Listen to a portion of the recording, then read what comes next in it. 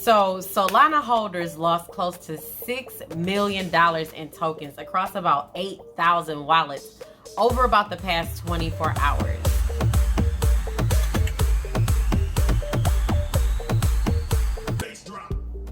Now, hardware wallets or cold storage wallets didn't really look like they were affected, or at least they hasn't been reported yet. So things like Ledger or Trezor, and I also checked my Exodus wallet and I'm good there. Like my Solana is still there.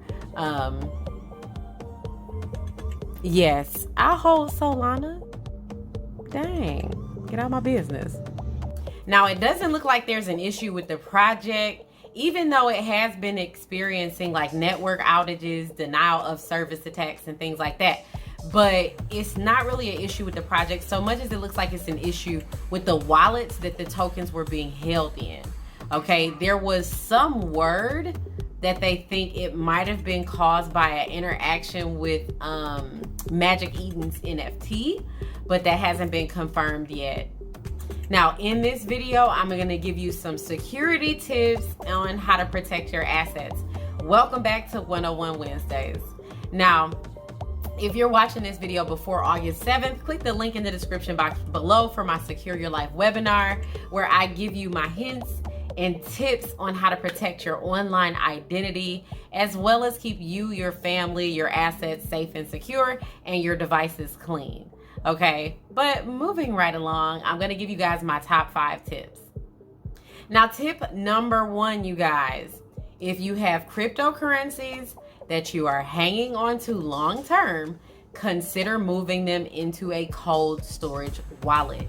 And I mean something like a Ledger or a Trezor, because you significantly reduce the risk of those types of wallets being hacked. So that's tip number 1. So tip number 2, and this is a special one for my play to earn gamers out there. Don't store your gaming NFTs in the same wallets that you store your regular cryptos in that you want to hang on to. It's definitely not a good idea. Bad juju, okay? I enjoy a good play to earn game, but I don't have my tokens in the same wallet addresses that I do for my NFTs that I use for the games. Okay, MetaMask is free, so I do have a MetaMask that I use specifically for my gaming tokens, because like I like Soul Chicks and things like that, and Axie Infinity, and they require you to purchase the NFTs in order to game. So I don't want those in the same places that I'm doing transactions with, where there's things coming in and out of my wallet.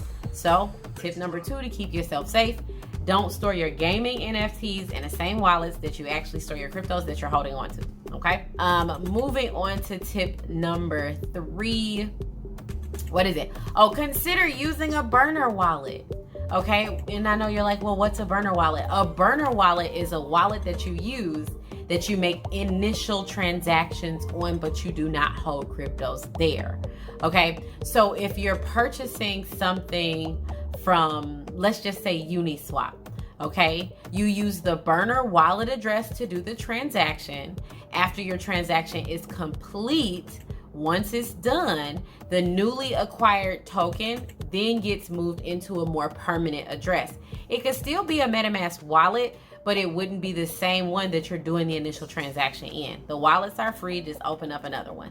I'm quite sure y'all got extras because of adding all the networks, okay? But this just gives you the ability to move your cryptos from that burner wallet to a more secure place where you're not like having so many things go in and out. Okay, that's tip number 3. Moving on to tip number 4. Okay, this one is a little near and dear to my heart. Consider getting a semi-offline storage device. And what I mean is something that you can put the mobile apps. So some of the exchanges are only in mobile apps. Some of the wallets are only in mobile apps. You want a separate device to put stuff like that on. And this separate device needs to be something like what my team does. It's an old cell phone or tablet or brand new cell phone or tablet that has absolutely no service, Absolutely no games, absolutely no social media. If you have things like bank accounts, your bank accounts can go over there, but that's about it. Credit card accounts for the online apps do not go on this device because you should be using those more than you're using your bank accounts when you're doing transactions. If you don't know why, please consider reaching out to a financial advisor and let them tell you why that's a good practice.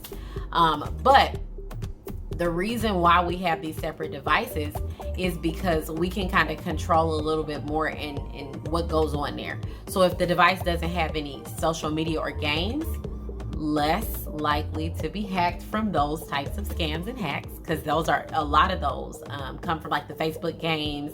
And if you're doing the surveys inside of social medias, if you're downloading those games from Apple and Android store, I did a survey, or not a survey, I did some research, and I found out that there's like the top 50 games that are downloaded inside of Apple and Android's market are actually bad for you to download because they have a lot of spaces that hackers can get into inside of those apps.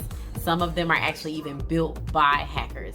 But you want to have a separate device to go ahead and put things, like I said, like your wallets that are only mobile versions, the exchanges that are only mobile versions on, and keep that device offline. You would keep things in there that you're going to be holding long term, okay? Next is going to be tip number 5. What was number 5? Oh, consider moving your NFTs out of your custodial wallets and into something like a ledger. Did you know that Ledger lets you put your NFTs there for storage? Yep, that's a thing. It significantly reduces the likelihood that your NFTs are going to be a target of an attack. So that's tip number 5. Consider moving your NFTs out of something like your MetaMask that connected to OpenSea to purchase it and into something like your Ledger to keep it safe and secure. Okay. So that was the 5 tips, but I do have a bonus tip. When it comes to things like the internet, your job is to be skeptical all the time, okay? If it sounds too good to be true, it probably is. Elon Musk is not giving away Bitcoin to his followers on Twitter. And yeah, that's actually a scam that was going on. I don't know if it's still going on, but it just happened recently. But don't click on any suspicious links from any emails or inboxes from people you didn't ask for them for, or people that you don't trust, or websites that you don't trust. Don't interact with PDFs that could be sent to you. Don't interact with pictures that could be sent to you. Don't click on something like there's one in your inbox. They'll send you a message that says, "Is this you?" And it's a picture, but it looks like the picture is blacked out and it tells you to click on it to access it. Don't do that. I got a scam from, what was it? It was Amazon. It wasn't from Amazon, but it was from somebody pretending to be Amazon. They were sending me an invoice for a purchase that I had made that I didn't make. And they were telling me, click here to view the invoice. Your package is going to arrive, blah, blah, blah. And they gave me a tracking number. Click the tracking number. Don't interact with things like that. Your job is to be skeptical. If you get something like that in your email, log on to Amazon. Say, I didn't order anything. Let me see if the kids ordered something on the device, right? So log in and see if it's there. If it's not there, then don't interact. Click on the little button on the side in your email, report it as a phishing scam, and your email address automatically blocks when you do that. If it doesn't automatically block, go ahead and block the address that it came from, just for your protection, okay? And just, if you haven't already set up several Proton Mail accounts, please do that today, okay? I actually have 7 different email accounts, and inside of my Secure Your Life webinar, I do tell you how I use all 7, okay? But at the end of the day, because the cryptocurrency space is a whole, like, it's going through growing pains, okay? It's an infant thing. It's brand new. It's new, and it's going through growing pains for things like adoption, regulation, security. Our job is to make sure that we're doing everything that we can to keep our assets safe until we move past some of those difficulties. At the end of the day, this space is getting better, and it's going to continue to grow, and it's going to continue to be more ingenuitive and enlightening to a lot of us. Our space, or our job in this space, is to do our due diligence and make sure that we are protecting our assets, because there is no FDIC insurance here. Okay, so please make sure also that you're not bragging and boasting online about how much crypto you have and how much you're holding, because all you're doing is making yourself a target. Your job is to protect wealth, not to flaunt it and things like that. Nobody wants to have the security conversation until a breach or something like a hack or something has happened. And if you do want more information on how to protect your assets, consider joining me for my webinar on August 7th. The link will be in the description box below. Do me a favor though today too. Comment below and let me know if this video was helpful. Let me know if you have any additional security tips that you would like to add. Don't forget to tag a friend, especially if you know that they may have been affected by this breach. Like I said, it was about 8,000 wallets that were involved with the Solana breach. There was another one called Nomad that was, I think, almost a week ago now, that was $200 million in assets that were lost. So if you know people who are being affected by things like this, please make sure that when you find security content that's just free, giving people access to good resources, share it with them, right? But as always, I hope you guys enjoyed today's video. I hope you guys are enjoying the new schedule for our content.